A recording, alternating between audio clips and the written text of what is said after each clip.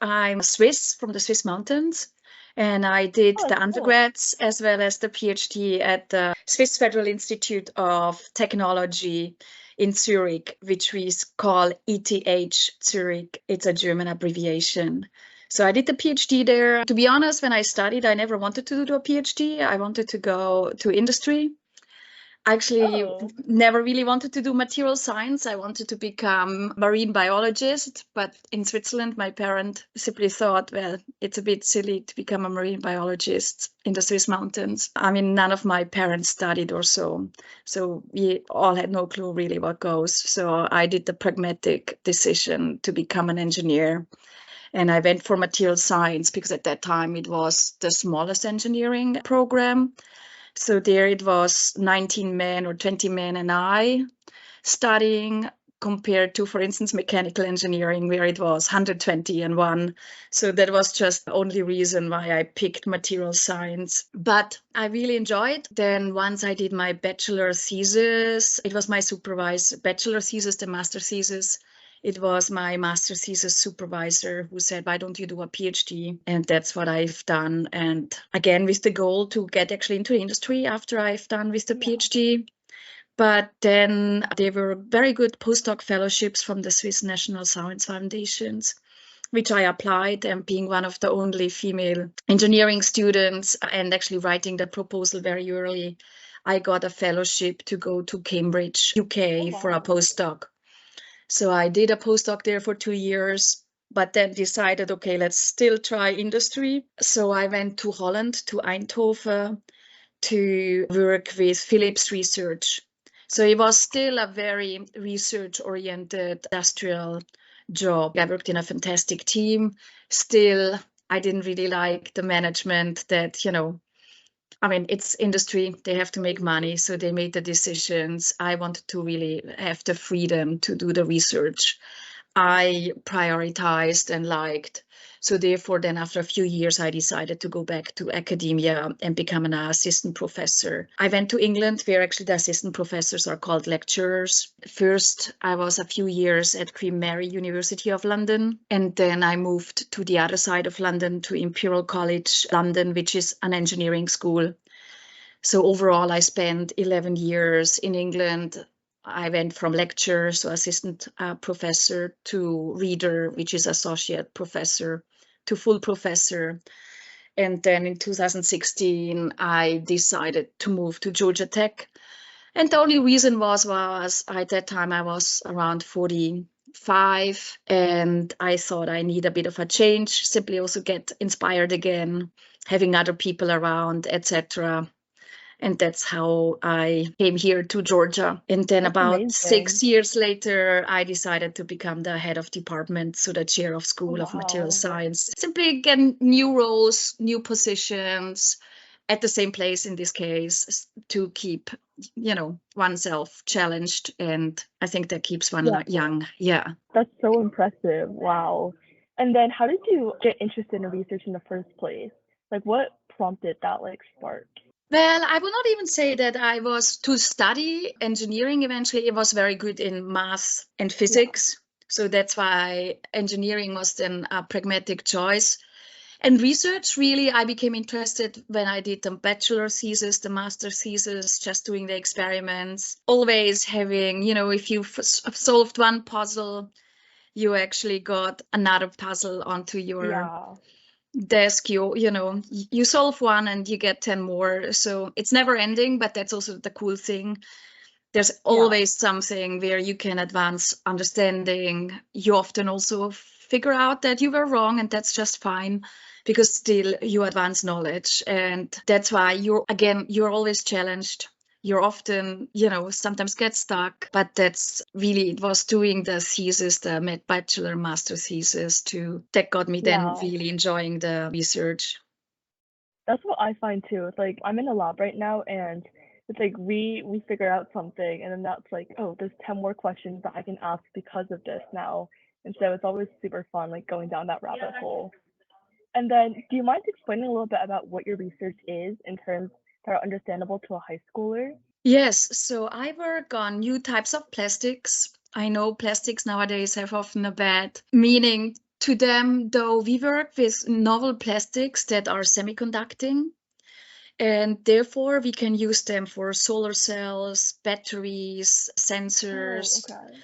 And the big advantage of using plastics compared to inorganic semiconductors like silicon and so on is they're lightweight. You can produce them over large areas, really like printing newspapers.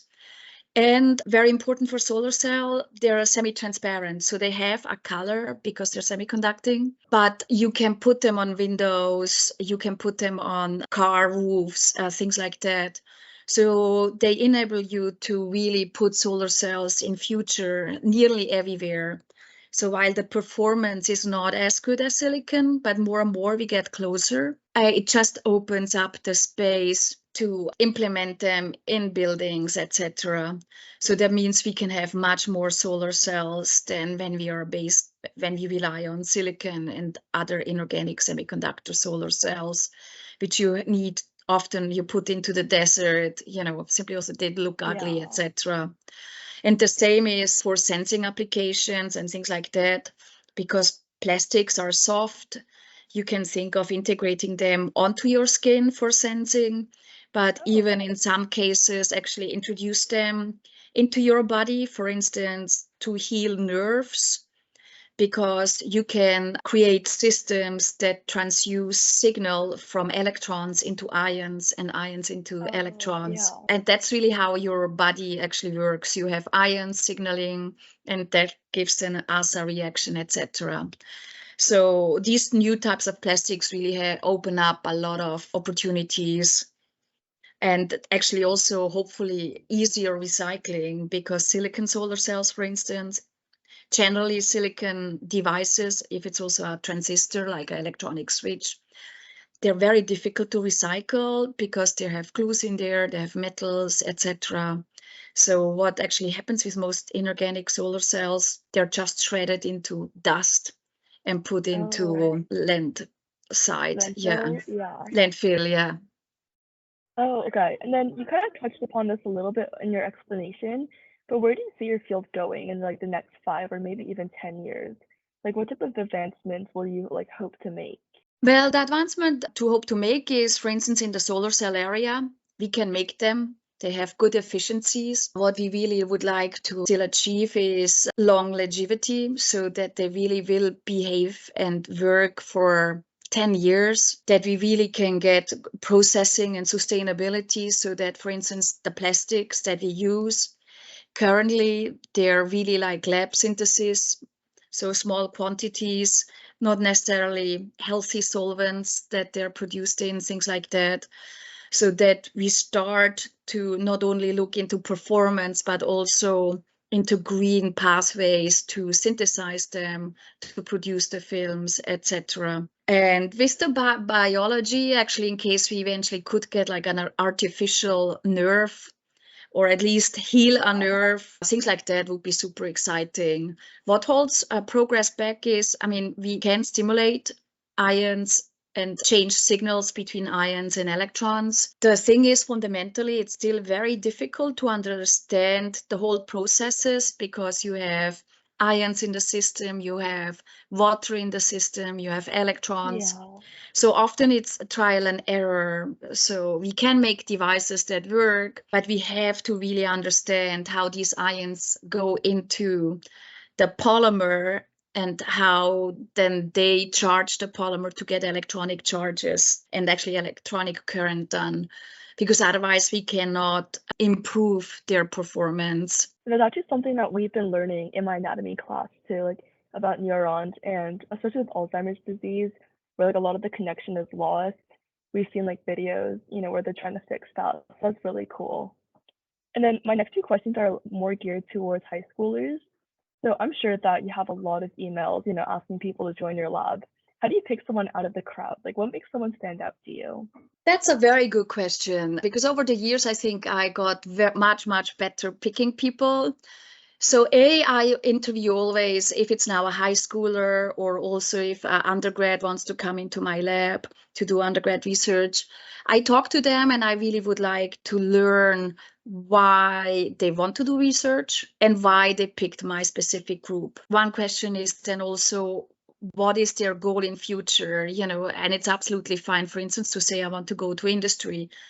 But what I like to hear is really, I want to see the passion, the enthusiasm for science. In addition, I always also check on how independent somebody can work. We are busy. So, we can't really just spend every day, nor my PhD students. Also, not being afraid to ask questions, that's absolutely key. And after that, I usually have the student also talking to my people, so my PhD students and undergrad students. But key is really enthusiasm, really show interest in science, generally science engineering. Have a bit of a view where the future is. I mean, contrary to me, I never really wanted to become a scientist in this sense. But it's good to have one goal. I know life changes, but that's good. And as mentioned, independence, proactivity, just not being afraid. And it's okay if experiment fails or whatever. So I often ask also really for quick strengths and weaknesses. And really important is just that people thought about it rather than what the answer is. Because one should know where one is good and also where one is weaker. Yeah, and then my next question is, I'm sure that a lot of students don't have access to a lab. How do you suggest high schoolers still participate in research, even without access to a wet lab? How they could participate in research. To be honest, if you don't have computers, that starts to be a bit difficult. But in principle, your whole life is really research, I grew up in the mountains. Let's say if I went to the mountains, a Little Bee or the Marmot or whatever, I think everywhere, if you like cooking, just understanding why spaghettis, become soft and things like that. At the end, science is everywhere. So if you just have the curiosity to say, oh, this is interesting, why does this work like this? I think you can challenge yourself to think, why is that? And if you don't have a computer or whatever, well, you can come up with a hypothesis. If you then eventually get to a computer, you can Google and check if you were right, how close you were. And often it's not about right and wrong because there's always a gray zone, The key is simply to think and try to gain understanding. Like the fundamentals, kind of, like have that initial curiosity. Last question is, what type of advice would you give a high schooler, like that you haven't mentioned? Like it can be about, anything in general that they might take forward with them into the future. I think while I mentioned, I always ask, what is the goal in future where a student would like to go? The key is really to not maybe worry too much about the future, but the key is to never close doors. So that's actually what my PhD supervisor always said when I actually didn't know if I should do a PhD or a postdoc afterwards in Cambridge. He simply said, if I go now to industry, I may never be able to go back in academia or even really industry research because you go to development and management. So he always said, simply try things out, but don't make a decision where suddenly you're sort of boxed in, In case you start the management studies, you may really like it and then that's perfect. But if you afterwards want to go back and think, maybe research or science or engineering would have been better, it's maybe too late. You don't want that regret. Versus if you go to an engineering degree where I came from the Swiss Federal Institute of Technology, because it's Switzerland and it was in Zurich, a lot of actually my friends with whom I studied, they went into banking.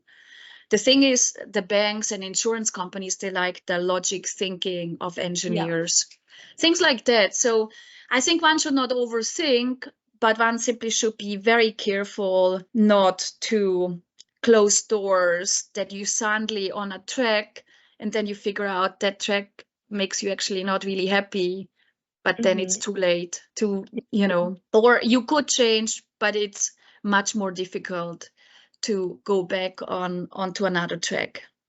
Yeah, so definitely keep your mind open. And then that's all the questions I have for this interview.